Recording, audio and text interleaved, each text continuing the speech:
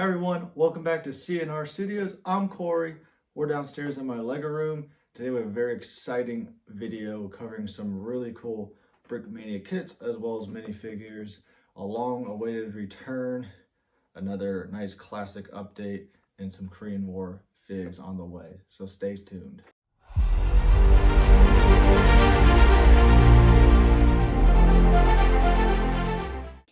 All right, folks, I've turned down the camera so we can take a closer look at some of these vehicles. A few things to note, a lot of these came from the Korean War month. The Jeep was not part of the Korean War month, however, it kind of fits with that theme, going with the tank. It just looks really well together. I've accumulated these over the past month or so. I was very exciting for the tank to come out, and I really like the assortment of minifigs as well. So I think the first thing we're gonna take a closer look at today is the Jeep. Now, this I believe by Brickmania is called a World War II 4x4 utility truck or quarter-ton utility truck. They cannot use the name Jeep because of the trademark associated with that name. However, I do think in the world of Brickmania, this is like the perfect beginner set. And what do I mean by that? I mean, it is semi-affordable. I mean, obviously everything Brickmania makes, affordability is a relative term, but in the world of Brickmania, this is affordable.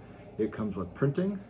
If you'll notice, it has printing on the front license area, so like front bumper, so like unit markings, things like that, as well as printing on the jerry can as well.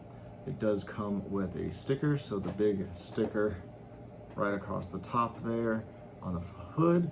You have a few different options, which I'll show you in just a minute. Then as well, it comes with that canvas cover.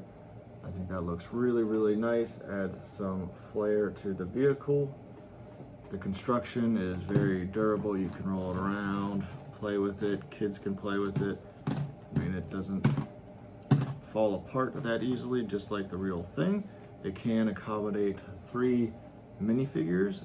This is what I really like about this vehicle, is that it does include not only just a minifigure, but as the perfect caliber M1 carbine with ammo pouch as well. So for the price of this kit, you're getting a vehicle with printing and playability, as well as a minifigure with a perfect caliber. So, I mean, if you're gonna average the minifigure, be $25 plus the $5 perfect caliber brick arms, you know, on top of the kit price. So you're doing pretty good. You're getting a nice, what I would call, what I believe they call a mockable kit right out of the box.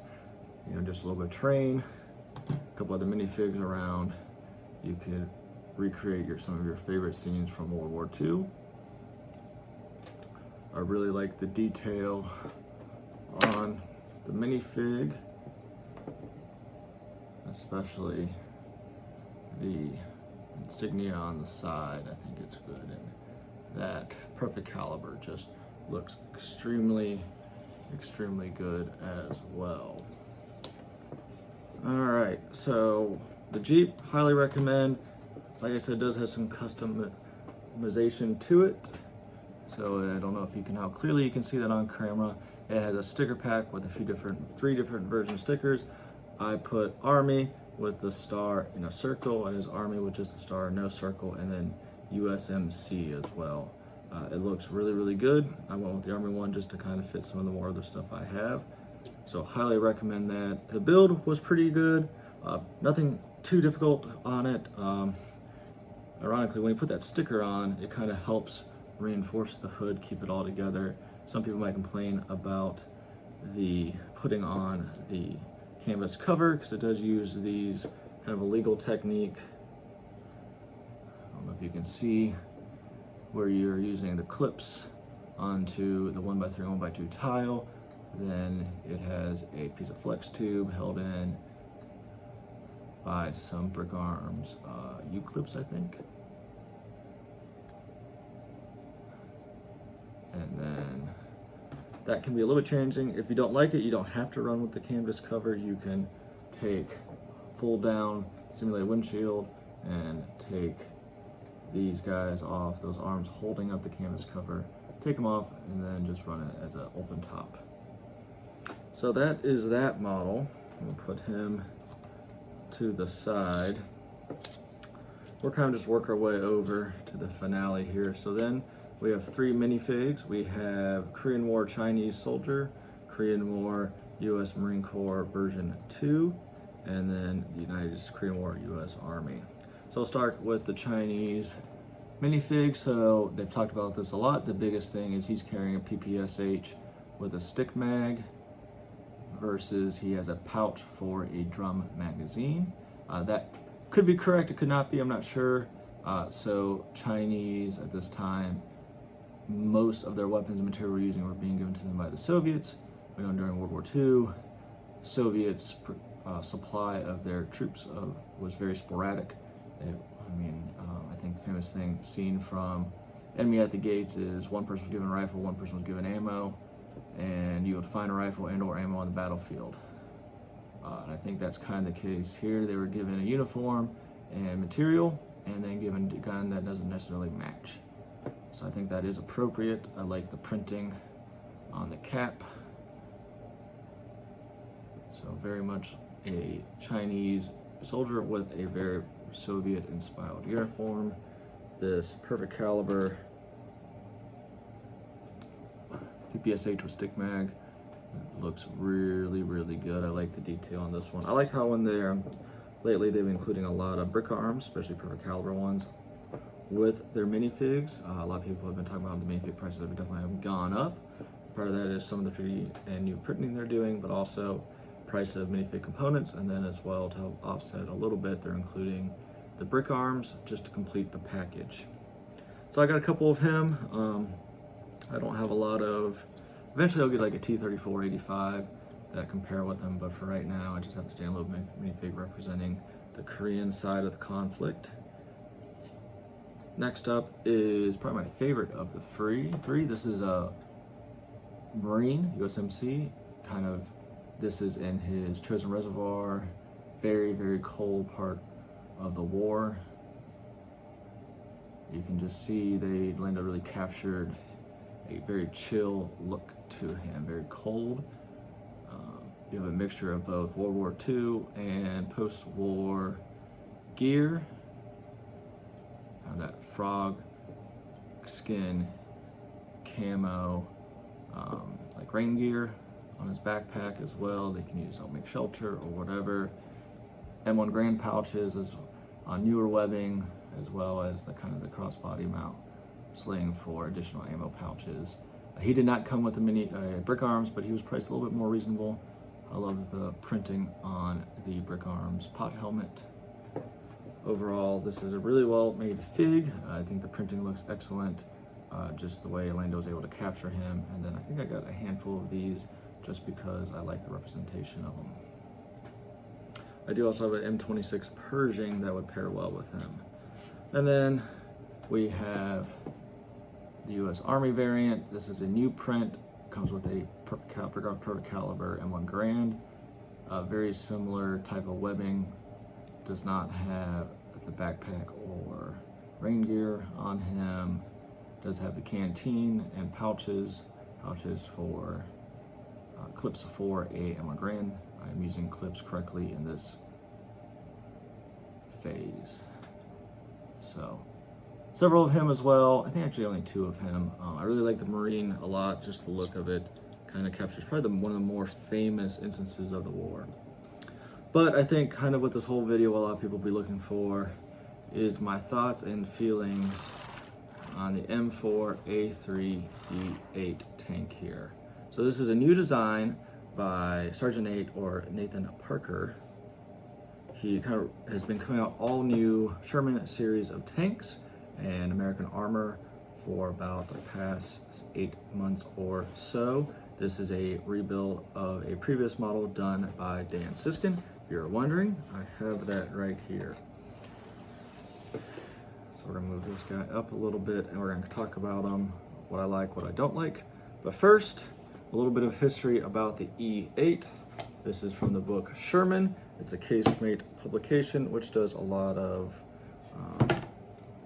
in-depth analysis on different things, kind of encyclopedic in nature. So in a short little spot on the E8, It says this was nicknamed the Easy 8. 4,542 examples came off the production lines between 1944 and April of 1945. The letter E meant changes to the running gear, the horizontal suspension, and the track width to diminish the ground pressure. The nickname Easy 8 came from its greatly improved handling and explained the E8 designation. The Glacius had a 47-degree slope. The M1A2 76mm cannon of this model was fitted with a muzzle brake from the German Panther. So this was a upgraded kind of American tank used to counter the heavier advancing German armor. So we have the Tiger 1, the Panther, and the Tiger 2, or the King Tiger out at this point, as well as some pretty impressive tank destroyers, including the Jagdpanther and Jagdtiger. So this is not only a new model at the end of World War II, this is a new model in Brickmania's lineup. And as you can see, compared to the old version, and probably the biggest complaint, they are both lined up at the back now. And you can just see, hopefully in the camera, that is approximately a 3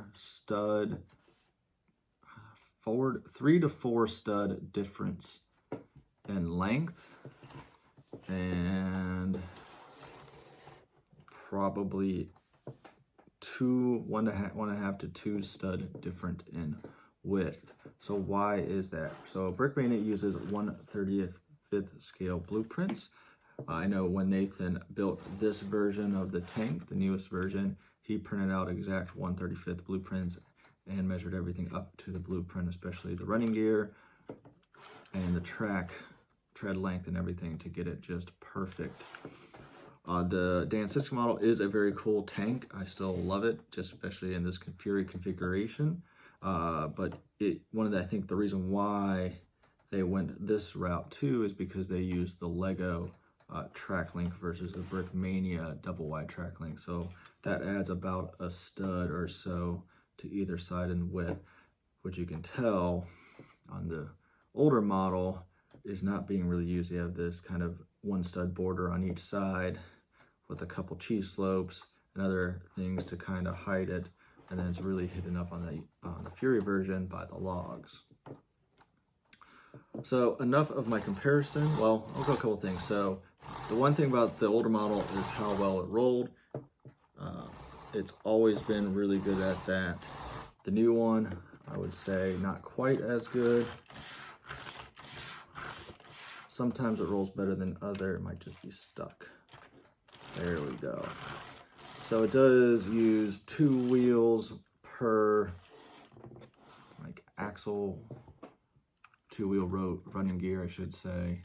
So sometimes the Brickmania double wide is just not wide enough to encapsulate both of them. So it kind of rides on the edges.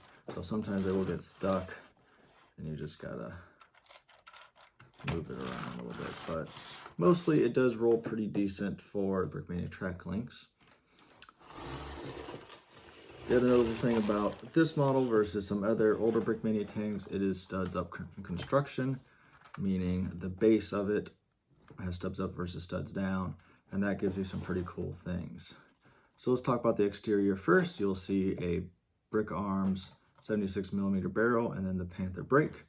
You have the Brick Arms into coaxial 50 caliber machine gun, as well as another coaxial 30 caliber machine gun up front. I shouldn't say this is not coaxial, it's on a pintle mount. This is a Browning M2, excuse me. Other features, it does have opening hatches. However, Minifig can kind of fit in there. You maybe take the legs off and just have this torso sticking out. And then we have a hatch in the rear to showcase the engine, which I like a lot. And probably the most notable thing about this is the combination of stickers and printing. So for printing, you'll see the road wheels. So all the bottom guys are printed. I shouldn't say them, sorry. These guys up here are all printed on the face, as well as the rear and front drive wheel. So those all have printing on them to give the proper look. If we take off the turret here, we have printing. We just have printing here. This is a hatch for when you would eject a spent shell from inside. And then the rest of the kit is all stickers. So the reason why this is kind of looked at to be a army builder tank from Brickmania, where you might have more than one of, and you can do it in different configurations. Notice it does have the barrel rest. So on this one, I've chosen to go with the Korean War tiger mouth. So this is a sticker. The sticker went on pretty well, not too difficult, I would say. Just be very, very patient with it.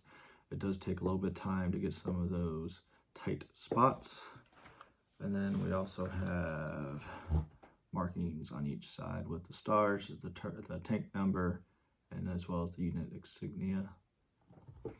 But the key part with this was you got this very extensive sticker sheet where you got examples for multiple tanks, mostly based on real life, which include Alley-Oop 2, Juno, Gideon, Flatfoot Flugie, Beowulf, which is a Canadian version, Speakeasy, and then as well as Easy Nate. I chose to do Skeeterhawk, as well as you got some additional stars for various tanks as well. So you're able to fully customize this tank, which I really, really like. So one thing I really like how Sergeant Nate does his tanks is take the turret off, and then without breaking anything, you can get into the inside. So it does have a little bit of interior detail, and it has room for customization if you would add more. So he has a brick built engine there, which is used a couple times now, as well as a little old school with Lego gauge, as well as a couple levers, seat back, and then a place for a shell. It does come with one Brick Arms artillery shell. So very, very cool that does that. And then simply just put this back on and just nice and carefully, don't over press it down, push it on, and put this guy back on. All right, now one of my other really cool parts about this is the minifigure himself. I'm gonna borrow this. So this minifigure is I find pretty epic because it's on, and it's mainly because of that new 3D print tanker helmet. For a long time, Brickmania has used the classic Lego like aviator helmet with the goggles.